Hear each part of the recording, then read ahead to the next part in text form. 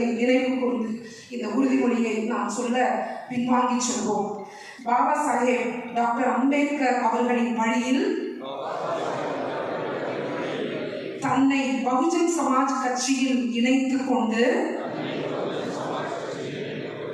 இந்திய அரசமைப்பு சட்டத்தை